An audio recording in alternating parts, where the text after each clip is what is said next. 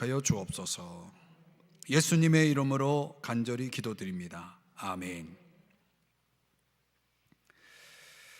자, 여러분들이 오늘 읽은 말씀처럼 여인들의 출산 규례의 말씀입니다. 자녀를 낳는 문제, 어떻게 보면 생명과 관련된 거기 때문에 우리가 이 세상 가운데서 찾아볼 수 있는 사건 가운데 가장 신비로운 사건이 아닐까 생각이 됩니다. 우리가 인체공학에 대한 공부를 여러분들이 접할 기회가 없었기 때문에 우리가 그런 그 신비로운 사건을 좀 더 과학적으로 이렇게 우리가 들여다볼 수는 없겠죠. 그러나 오늘 본문 말씀 속에서 특별히 신비로운 사건을 부정의 단어로 설명하고 있는 내용은 우리가 이제 성경을 들여다보면서 아니 이렇게 출산, 아기가 태어나는, 생명이 태어나는 이 사건을 가지고 왜 정, 부정 이런 단어를 사용해야 하는가? 좀 우리가 성경을 접할 때 이런 부분을 대하면 굉장히 혼란이 생기죠. 남자아이는 한 주 동안 부정하고 여자아이가 태어난 경우에는 2주 동안 부정하다. 이제 이게 오늘 이 출산 규례와 관련된 핵심 내용입니다. 그러니까 왜 성경은 이렇게 특별히 부정이라는 단어를 아이들이 태어났을 때 그 출산과 관련해서 이런 부정함으로 설명하고 있는가? 그렇다면 아이가 태어나는 그 자체가 우리에게는 좀 부정적으로 다가올 수 있는 부분이 있죠. 이 성경을 문자적으로만 보면 도대체 이 성경에 이 부정이라는 단어가 등장하고 있는 이유에 대해서 어떤 메시지를 우리에게 교훈하려고 하는가 좀 함께 생각해 보고자 합니다. 먼저 이 부정이라는 단어가 등장할 때 오해가 있을 수 있습니다. 근데 오해를 우리가 먼저 살펴보려고 합니다. 자녀를 낳았을 때 그걸 부정적으로 보는가? 과연 성경은 아이를 낳는 것에 대해서 부정적인 시각을 가지고 있느냐? 이런 문제죠. 자, 먼저 성경 창세기 1장 28절 말씀, 우리가 잘 아는 말씀인데 함께 같이 읽어보죠. 시작.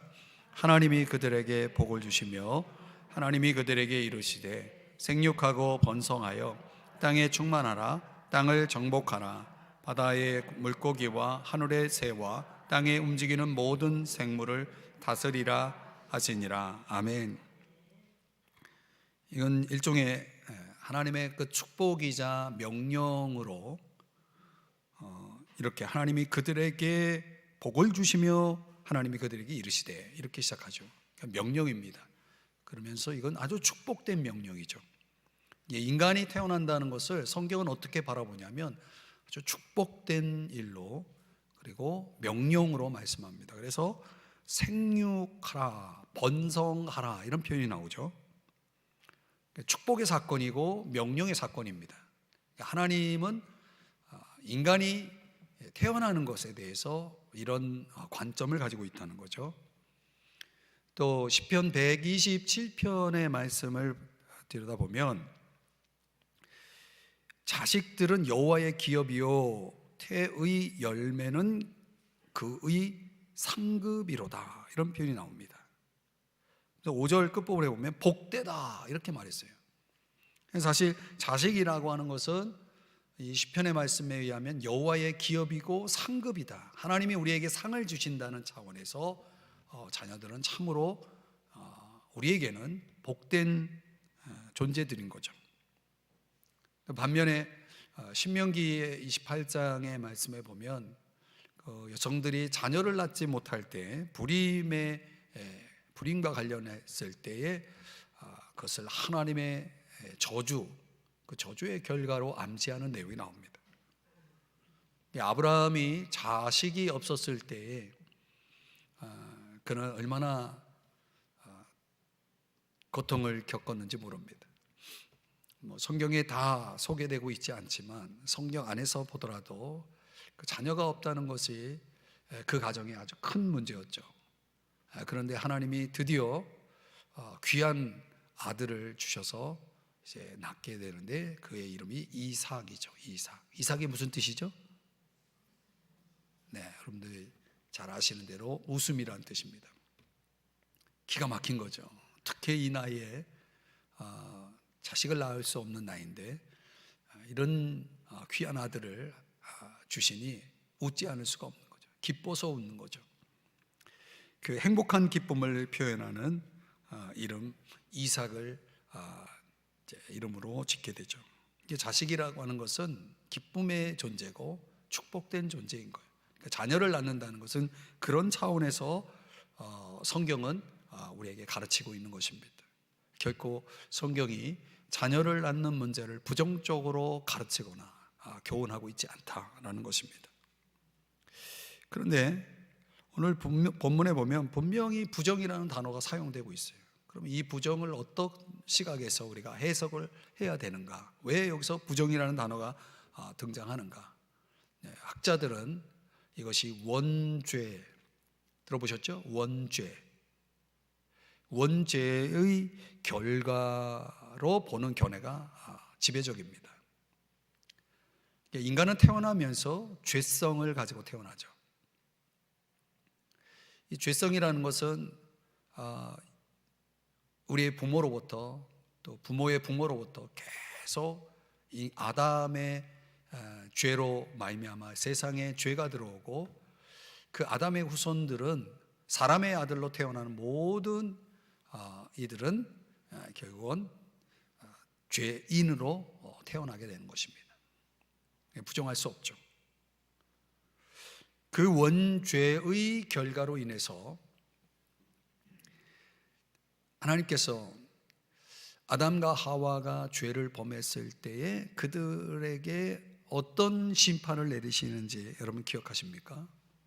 창세기 3장의 내용을 먼저 들여다보면 3장 16절 이 말씀도 한번 같이 읽어볼게요. 시작.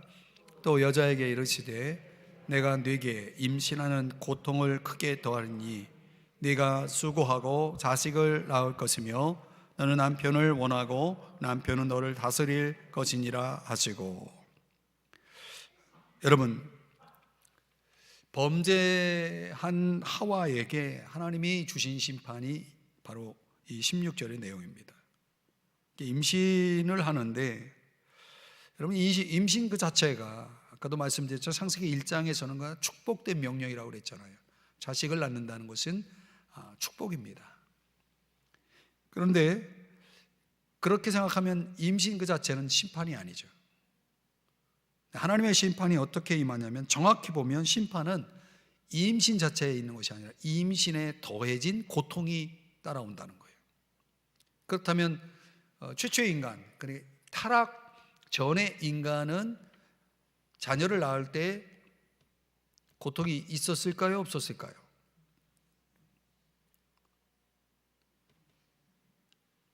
답을 가르쳐드리고 묻습니다. 심판의 결과로 고통이 주어졌어요. 그러면 죄 타락 이전에 임신의 경우는 고통이 있었을까요? 없었을까요? 네, 좀 유치하지만 답을 해주세요. 이렇게.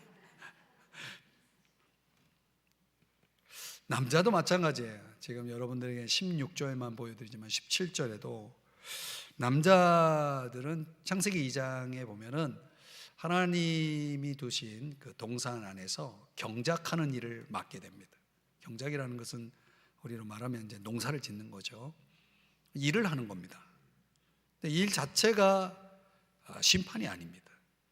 근데 그 17절의 말씀, 여러분들 성경 창세기 3장 17절 말씀을 나중에 보시면은 땅이 너로 말미암아 저주를 받고 너는 내 평생에 수고하여야 그 소산을 먹을 것이다 라는 말씀을 합니다. 그러니까 남자들에게 있어서도 하나님이 내리신 심판이 뭐냐면, 일 자체는 심판이 아니지만 일이라고 하는 걸 통해서 고통이 따를 것을 말씀합니다.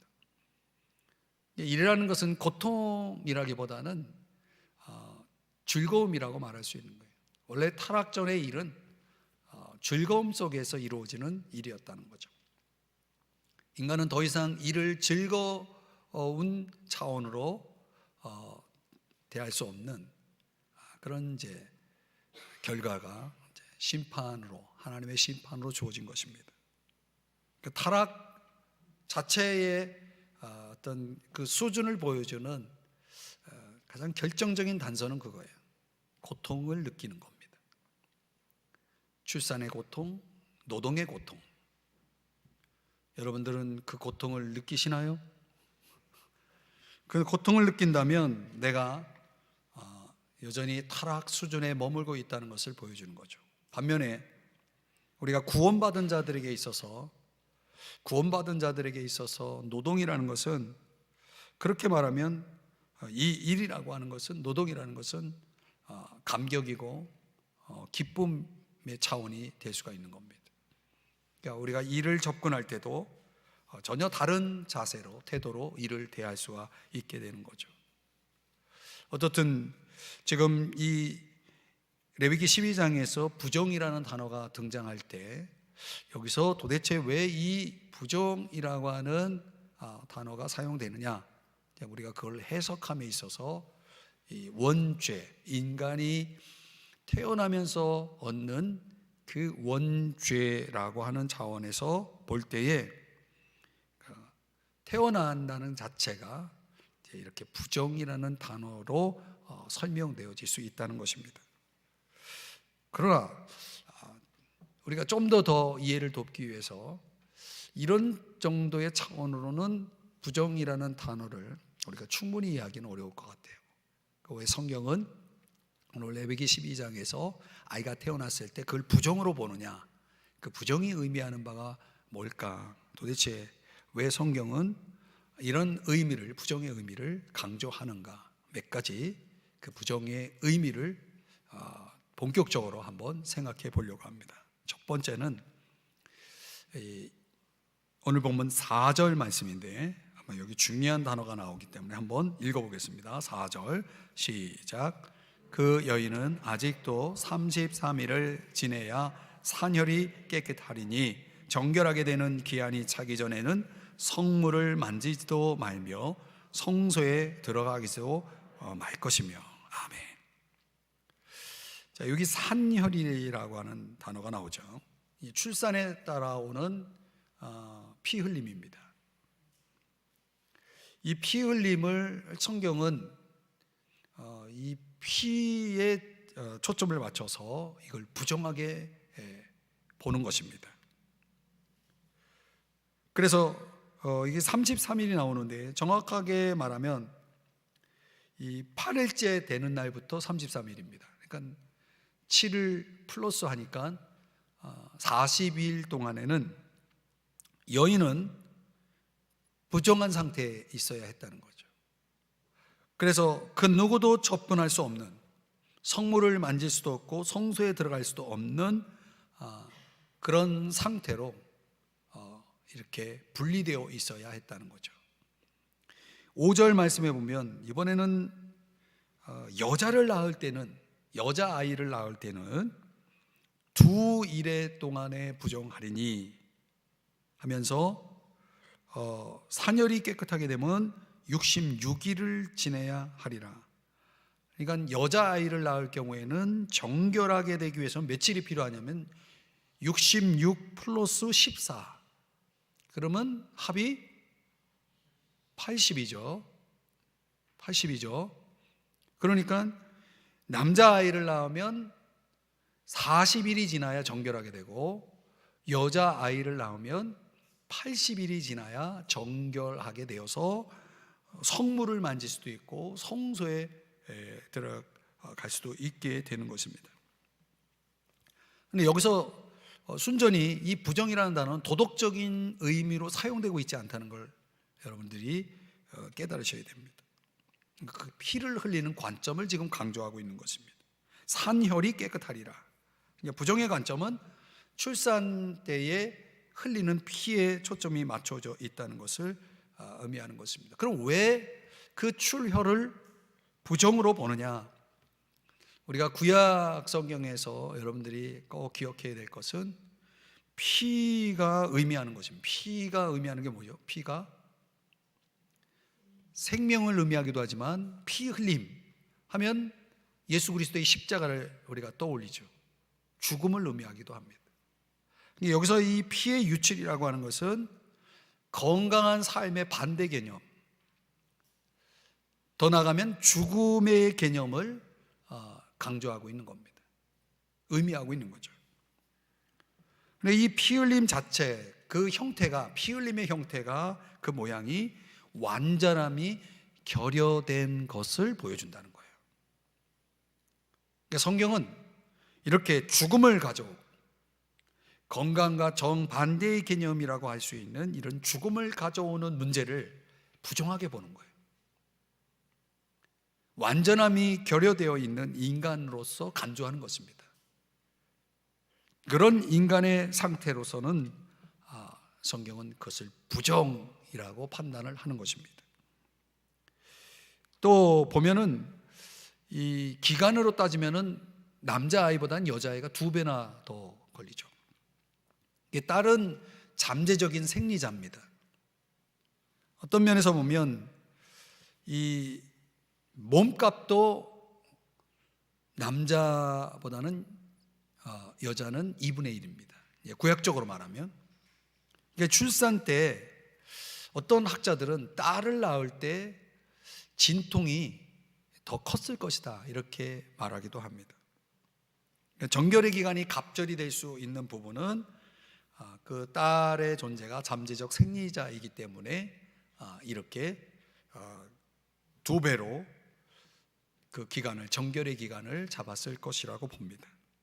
어떻든 이 부정의 관점은 피 흘림이라고 하는 차원을 적용함에 있어서 부정으로 본 것이다 이렇게 보는 관점, 이런 해석이 있습니다. 두 번째, 이 부정의 의미 속에서 또 강조되고 있는 의미는 뭐냐면 이 여인을 보호하고자 하는 하나님의 조치였다 이렇게 보는 관점도 있습니다. 그러니까 의학적으로 요즘은 아이를 낳게 되면은 어디를 가죠? 대부분 집에서 아이를 낳는 경우는 거의 없죠. 그러니까 산후조리원이나 이런 병원을 통해서 아이를 낳고 또 어느 정도 그 산모가 회복이 되기까지 또 아이의 건강을 위해서 일정 기간은 어떤 보호 기간을 통해서 도움을 받잖아요. 그러나 이 성경 시대에는, 구약 시대에는 이런 의학적인 준비가 제대로 이루어지지 않은 상황이었다. 이렇게 보면은 충분히 이런 어떤 출산 여인의 보호 조치로서 이런 정결의 기간을 마련함으로 인해서 여인들이 충분히 휴식하고 또 보호받을 수 있는, 어쩌면 의학적으로는 전염을 방지할 수 있는 그런 장치로서 하나님께서 이런 배려 차원의 법을 주시지 않았느냐, 이런 이제 학자들의 해석도 있습니다. 저는 충분히 일리가 있다고 봅니다. 그러나 우리가 이런 의학적인 접근이나 또 피해 유출이라는 것을 우리가 성경을 감안했을 때에 좀 더 이렇게 우리 마음속에 와 닿는 개념으로는 좀 약한 것 같아요. 그래서 이 부정이 의미하고 있는 부분에 대해서, 그러니까 오늘날 이 시대를 사는 우리들에게도 납득이 될 수 있는 그런 차원에서의 부정의 의미는 다름 아닌 영적인 관점이라고 볼 수 있습니다. 영적으로 어떤 의미가 있느냐? 자, 여러분, 아이가 딱 태어났어요. 남자아이든 여자아이든 아이가 태어났어요.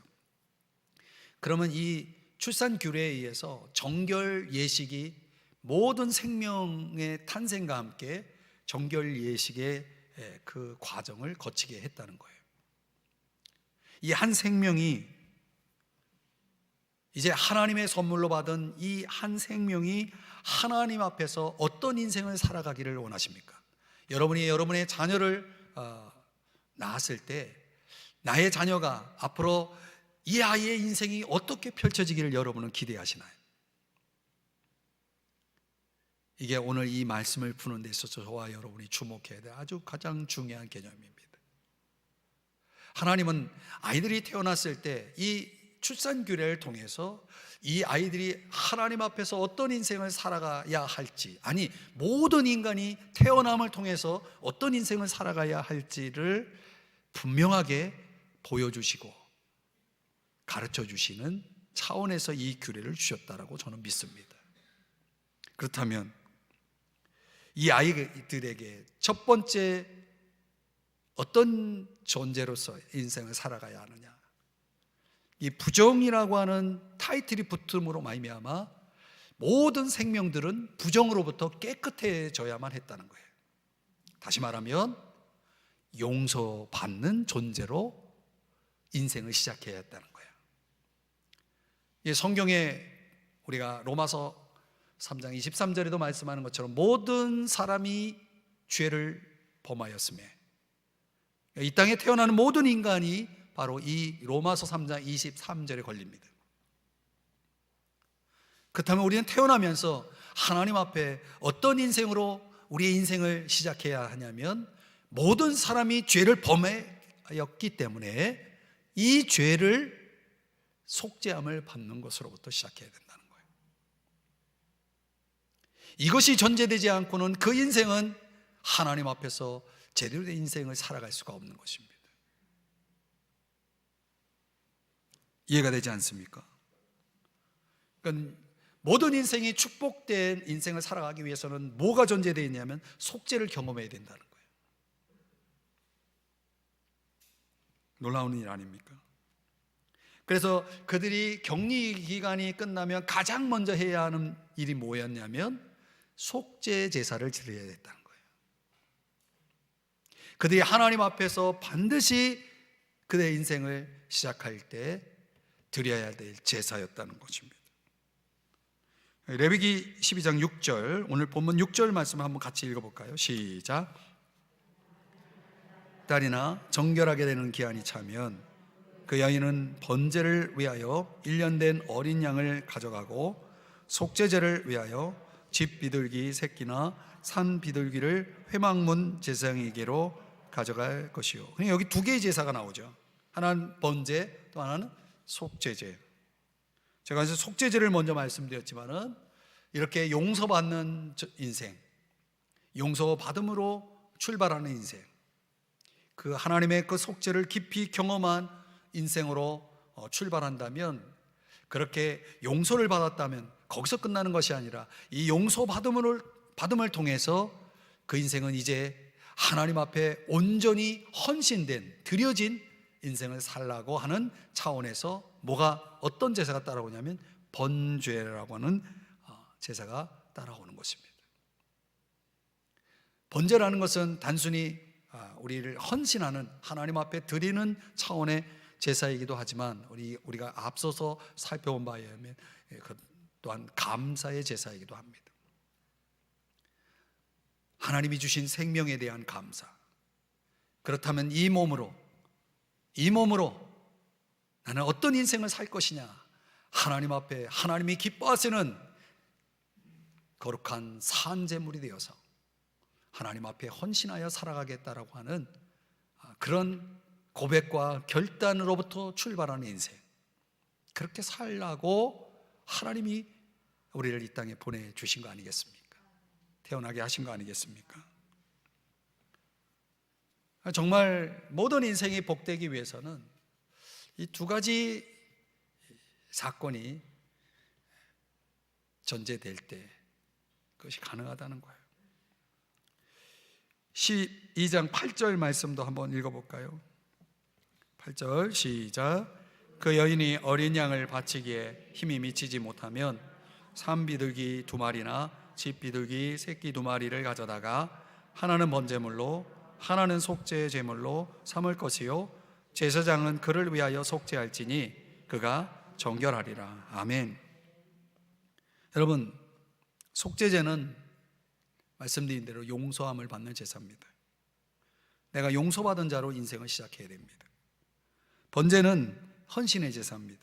하나님 앞에 감사함으로 나를 드려 이제 주님을 위해 드리는 그런 차원의 존재로 시작하는 것입니다.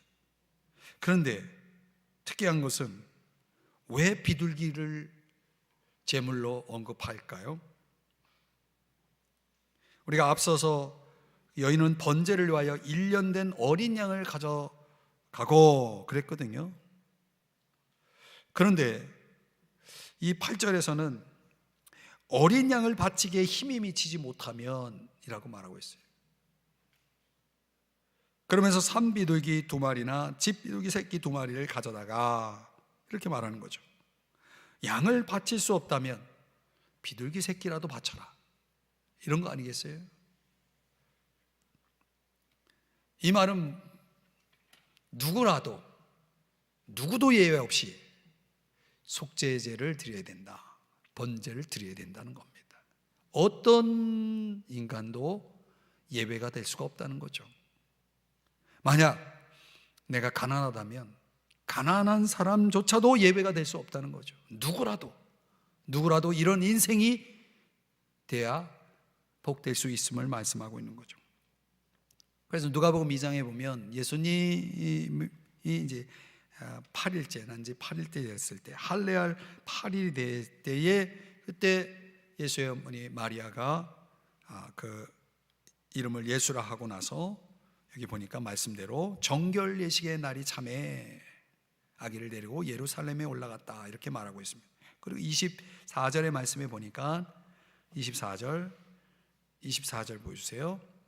또 주의 율법에 말씀하신 대로 산비둘기 한 쌍이나 혹은 어린 집들 둘로 제사하려 함이더라. 예수님도 이 정결 예식에, 바로 이 레위기 12장에 적용된 정결 예식에 참여했다는 것을 알 수가 있죠. 근데 왜 산비둘기, 집비둘기 제사를 드렸을까요? 예수님도 가난했다는 것을 알 수가 있죠. 그 집안이 가난했다는 걸 알 수 있습니다.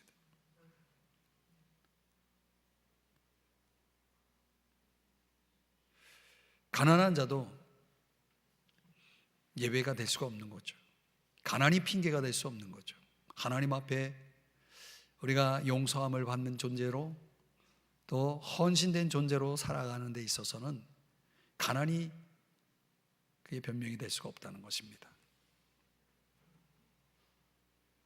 누구라도 모두가 이 속죄에 참여하고 모두가 다 헌신에 참여해야 함을 보여주는 것입니다.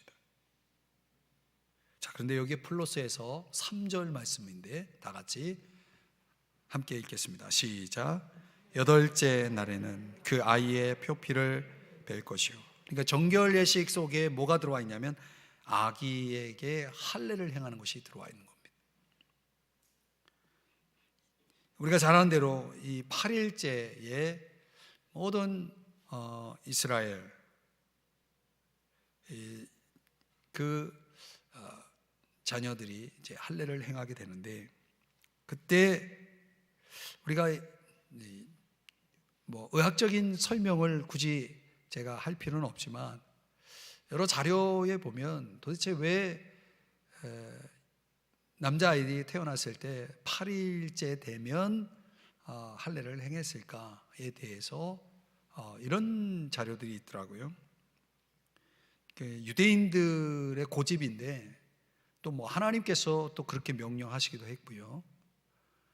이건 좀 의학적인 차원이기도 하고 신앙적인 차원이 되기도 하는데, 그때 8일째가 출혈이 제일 적다라고 말을 합니다.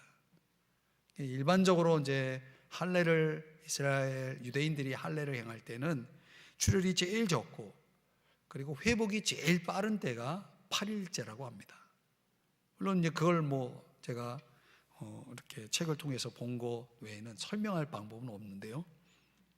그래서 세계 여인들 중에도 그 유대인 여자들이 하여튼 제일 건강하다는 말이 있더라고요. 자궁암에 걸릴 확률이 가장 적은 나라가 이스라엘. 세계 모든 여성들 가운데 이스라엘이 가장 적다라는 그런 데이터도 있습니다. 오늘 우리가 뭐 그런 것들을 의학적으로 설명할 필요도 없고 그런 차원에서 우리가 이 말씀을 받아들일 필요는 없습니다. 중요한 것은 이 할례라고 하는 것은 거룩함의 상징이죠. 그러니까 우리가 하나님과의 언약 백성이라는 표시로서 받는 의식이라는 것을 여러분들이 잘 아실 겁니다. 내가 하나님에게 구별된 하나님의 백성으로서, 거룩한 백성으로서 표시를 한다면 이스라엘 백성들은 할례를 행했다는 거예요. 그러나 오늘날 그 할례는 우리에게는 의미가 없습니다. 우리가 진정 받아야 될 할례가 있다면 그건 마음의 할례죠. 마음의 할례. 저와 여러분이 받아야 될 마음의 할례. 그게 뭐겠습니까? 골로새서 2장 11절 말씀을 다 같이 읽어보겠습니다. 시작.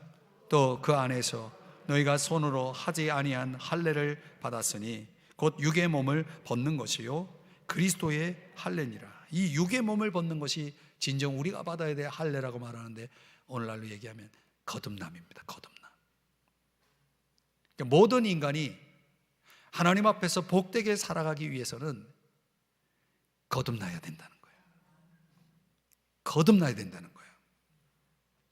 그러니까 앞서서 속죄함을 경험하는 것, 하나님의 용서를 경험하는, 용서받은 자로 살아가야 된다는 것, 하나님 앞에 나를 드려서 감사함으로 나를 드려서 헌신된 존재로 살아가야 한다는 것이 두 가지가 있는데, 이 두 가지에 앞서서 그것이 가능하기 위해서 오늘 제일 먼저 정결함의 예식 속에서 그 제사보다 더 앞서서 행해졌던 게 뭡니까?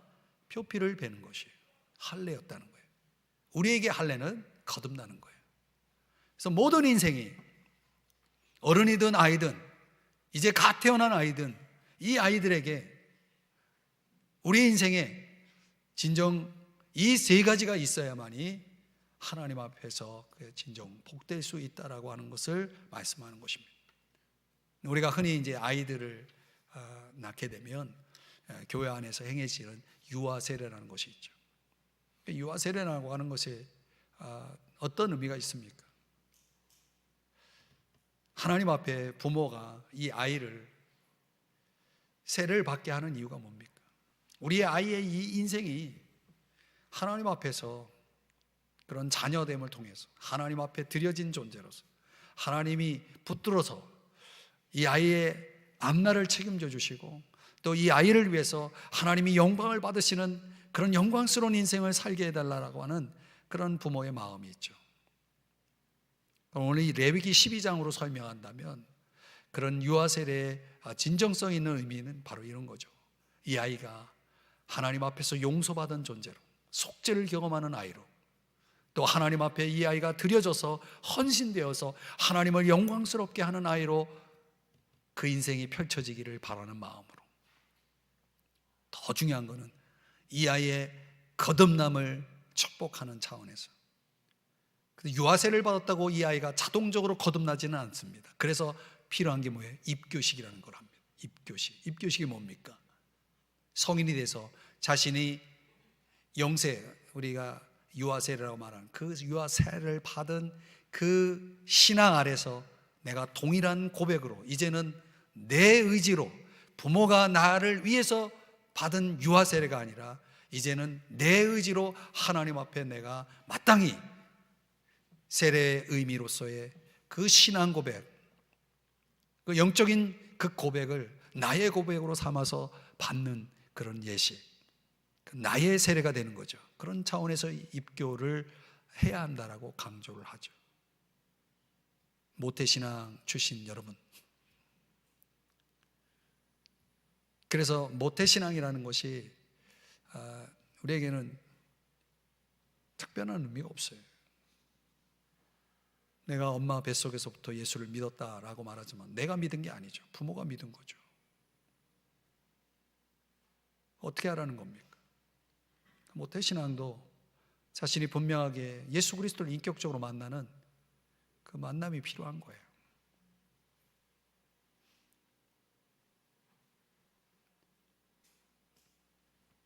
상당히 많은 분들이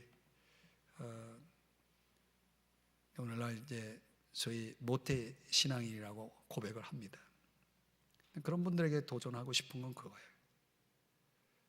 오늘 이런 레위기 12장의 이 말씀처럼 말이죠, 산모를 통해서 태어난 모든 아이들은 하나님의 백성으로서의 구별된 거듭난 신앙인이 되어야 한다라고 하는 것을 전제하고 있는 거예요.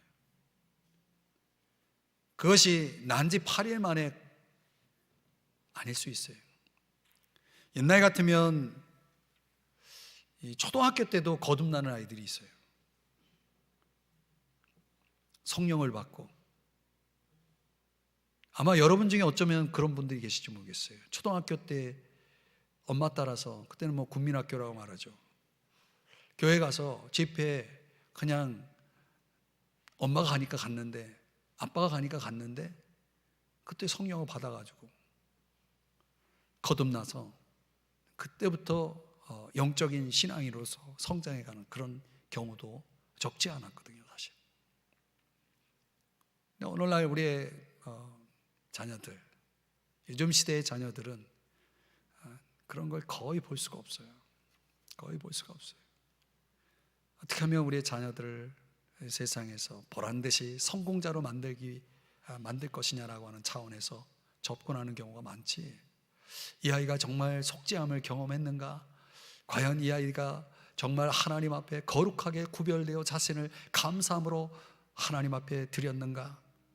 이 아이가 정말 하나님 앞에 제대로 진정 거듭난 그런 존재로서 하나님 앞에 서 있는가?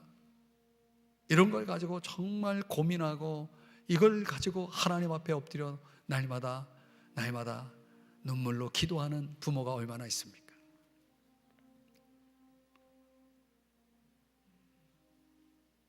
그저 우리 자녀들의 현실적인 문제 앞에서 그거면 됐다, 이런 수준은 아닌지요. 우리 자신도 마찬가지예요. 오늘날 우리들의 문제는 우리의 인생이 정말 복되기 위해서 갖춰야 될 세 가지가 제대로 형성되지 않은 차원에서 믿는 자와 믿지 않는 자들이 구별되지 않는 아주 혼합된 그런 사회를 우리가 지금 살아가고 있다라고 하는 것이죠. 이게 가장 심각한 거예요, 사실은. 다른 게 없어요. 구별되어 있질 않아요. 그래서 어쩌면 태어나자마자 이스라엘 백성들은 하나님이 세우신 이 정결 예식을 반드시 패스해야만 그들은 인생을 살아갈 수가 있었기 때문에, 적어도 남자아이는 40일 동안, 적어도 여자아이는 80일 동안은 하나님 앞에서 이렇게 구별됨을 통해서 그들은 하나님 앞에서 세 가지 차원의 인생을 준비하게 만들었다는 거죠. 너는 반드시 속죄함을 받아야 되고, 넌 반드시 헌신돼야 되고, 넌 반드시 거듭나야 해 라는 메시지를 이 예식의 과정을 통해서 모든 생명들은 다 경험을 하게 했다는 거예요. 이런 제도를 통해서 말이죠. 우리는 이런 것들이 사실 전무하지 않습니까? 사랑하는 여러분, 오늘 이 12장의 이 출산 규례가 정말 중요한 메시지예요. 그런 면에서 이게 우리에게는 큰 복음의 메시지입니다. 이 복음을 우리가 정말 심각하게 받아들이고, 저와 여러분이 과연 내 인생은 이 세 가지의 전제 속에서 이루어지고 있는지를 다시 한번 확인해 봐야 됩니다.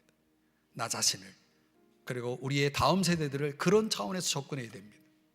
그것이 아니고는 아무런 의미가 없어요.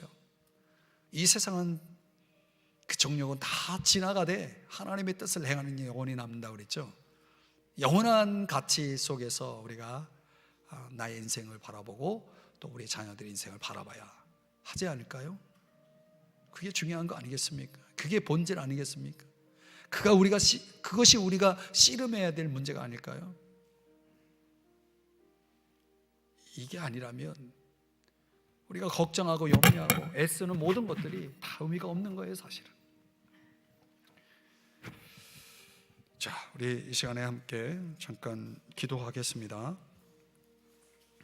하나님 앞에 기도할 때 하나님, 용서함을 받은 존재로, 또 하나님 앞에 헌신된 자로, 또 거듭난 자로 앞으로 남은 인생을 살아가기를 원합니다. 또 나의 자녀들이 적어도 이 세 가지가, 이 축복된 요소가, 하나님이 보시는 이 축복된 요소 세 가지가 우리 자녀들에게도 꼭 주어질 수 있도록, 지금은 아무리 했어도 부모의 말을 들지 않는 장성한 자녀가 되었을지라도 우리가 기도를 포기하지 않고 멈추지 않는 한 하나님이 다루시면 성인이 돼서도 하나님이 만지시지 않겠습니까? 우리 자녀들을 붙들어 주시지 않겠습니까? 우리가 정말 이런 차원에서, 이런 관점에서 아이들을, 자녀들을 위해서 기도하고, 또 우리 자신을 위해 기도하고, 우리 서로를 위해 기도한다면 틀림없이 하나님은 기뻐하실 거예요. 그리고 우리의 기도를 하나님이 외면하지 않을 거라고 저는 믿습니다. 오늘 이 시간에 우리 주님 이름 한번 크게 부르고, 우리 짧게 한 2, 3분 동안 우리의 자신과 우리의 자녀들과 또 여러분이 아는 이들을 위해서 한번 이 세 가지 관점에서 한번 축복하면서